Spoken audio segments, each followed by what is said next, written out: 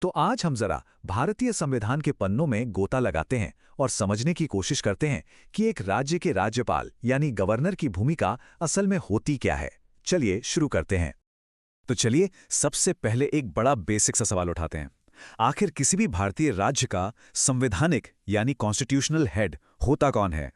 बस यही सवाल हमें हमारे आज के टॉपिक की जड़ तक ले जाएगा। अच्छा, तो सबसे पहले यह समझते हैं कि राज्यपाल होते कौन हैं और उनका अधिकार क्षेत्र कितना बड़ा है। मतलब एकदम बेसिक से शुरू करते हैं। इसकी शुरुआत होती है आर्टिकल 152 से। देखिए, ये आर्टिकल एक तरह से स्टेज सेट करता है। ये बस इतना साफ करता है कि जब भी संविधान में राज्य की बात होगी तो उसका मतलब भारत के किसी भी राज्य से होगा। सिंपल। अब आता है आर्टिकल 153। ये कहता है कि भाई हर राज्य का एक गवर्नर होगा। लेकिन यहां एक बड़ी दिलचस्प बात है। एक ही इंसान को दो या दो से ज्यादा राज्यों का गवर्नर भी बनाया जा सकता है। इसको समझने का एक बड़ा आसान तरीका है।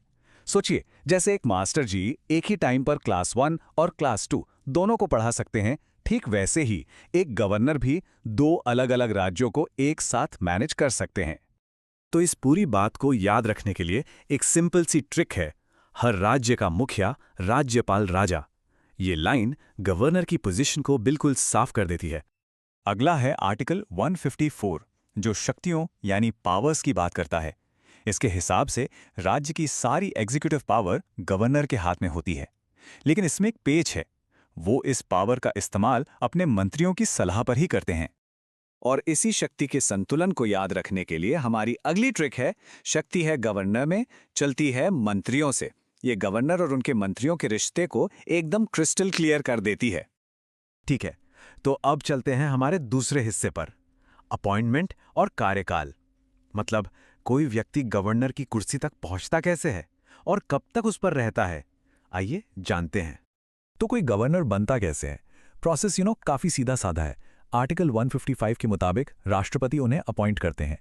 क्वालिफिकेशन के लिए आर्टिकल 157 कहता है कि वो भारत के नागरिक हों और उम्र कम से कम 35 साल हो, और आर्टिकल 156 के हिसाब से उनका कार्यकाल 5 साल का होता है। अब यहाँ एक बहुत जरूरी बात है कि गवर्नर का कार्यकाल राष्ट्रपति की मर्जी पर टिका होता है। और इसको याद रखने की एक मजेदार ट्रिक है, 5 साल की सीट राष्ट्रपति की मर्जी से फ्रीट। अच्छा, पद संभालने के बाद कुछ शर्तें भी होती हैं जो आर्टिकल 158 में दी गई हैं। जैसे गवर्नर कोई और फायदे का पद नहीं ले सकते, उन्हें एक ऑफिशियल घर यानी राजभवन मिलता है और साथ ही सैलरी और भत्ते भी तय होते हैं। मतलब पूरा फोकस सिर्फ एक ही काम पर। और इसी बात को हमारी ये ट्रिक बड़े अच्छे से बताती है। एक पद, एक राज, राज्यपाल का अंदाज। अब काम शुरू करने से ठीक पहले एक बहुत जरूरी रस्म होती है। आर्टिकल 159 के मुताबिक गवर्नर को उस राज्य के हाई कोर्ट के चीफ जस्टिस के सामने शपथ लेनी पड़ती है। और इस महत्वपूर्ण सेरेमनी को याद रखने के लिए हमारी ट्रिक है, सच्ची सेवा की शपथ न्यायाधीश के समक्ष। चलिए अब आते हैं हमारे आखिरी सेक्शन पर, पावर्स और ड्यूटीज। आखिर एक गवर्नर के पास क्या-क्या पावर्स होती हैं, आइए देखते हैं। आर्टिकल 161 गवर्नर को एक बहुत ही अहम शक्ति देता है, क्षमादान की शक्ति। वो राज्य के कानूनों के तहत किसी भी मुजरिम की सजा को माफ कर सकते हैं, रोक सकते हैं या कम कर सकते हैं। एक तरह से वो दयालु पिता की तरह काम कर सकते हैं। और इस पावर का जो सार है वो इस ट्रिक में छिपा है, राज्य का दयालु राजा, माफ करे सजा। तो सवाल ये है कि उनकी शक्ति का दायरा कितना है। आर्टिकल 162 इसे बिल्कुल साफ कर देता है।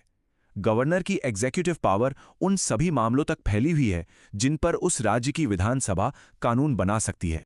इस लिमिट को याद रखने का एक बहुत ही सिंपल तरीका है हमारी ये आखिरी ट्रिक, राज्य की सीमा तक राज्यपाल की सीमा। मतलब उनका अधिकार क्षेत्र राज्य की कानूनी सीमाओं के अंदर ही है। अच्छा, एक सवाल और, अगर गवर्नर का पद अचानक खाली हो जाए तब क्या होगा? इसका जवाब है आर्टिकल 160 में। ऐसी किसी भी इमरजेंसी में राष्ट्रपति तय करते हैं कि गवर्नर की ड्यूटी कौन निभाएगा। ये एक तरह का बैकअप प्लान है।